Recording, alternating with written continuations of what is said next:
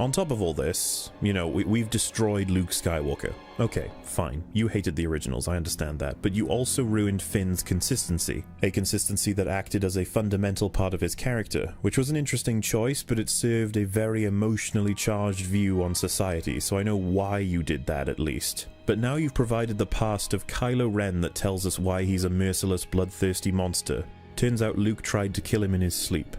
Is that it?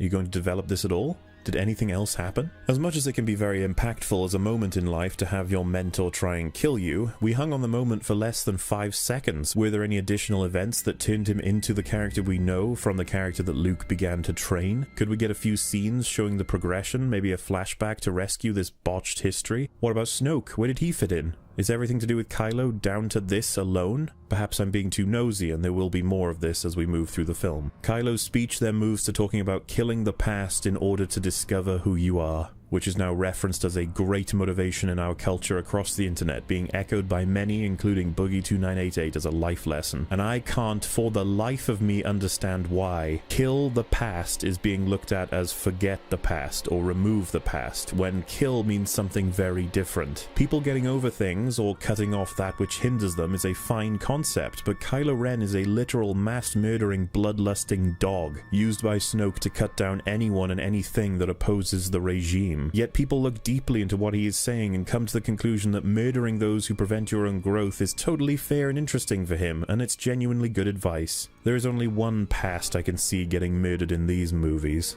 And I suppose anyone is welcome to make of the content what they will, to mold it to their own lives, to treat the word kill as something completely different. But what I find hilarious is to see strict wisdom in an angsty sociopath's desperate justification for cold-blooded murder. It makes sense because something bad happened in my life and I want to move past it. Yes, this is the kind of reassuring philosophy you get from fortune cookies. To clarify, this does not explain why he killed Han Solo, as Han simply wanted to help and support him. It just makes him seem as though he is attempting to justify his own monstrous activity. His uncle tried to kill him, therefore he kills half of his uncle's students and thousands of people across the galaxy, including his own father. All of this while failing to kill the uncle despite him being obsessed with just that. This is bizarre as well as quick and boring in terms of a history for such a well-portrayed character as Kylo Ren.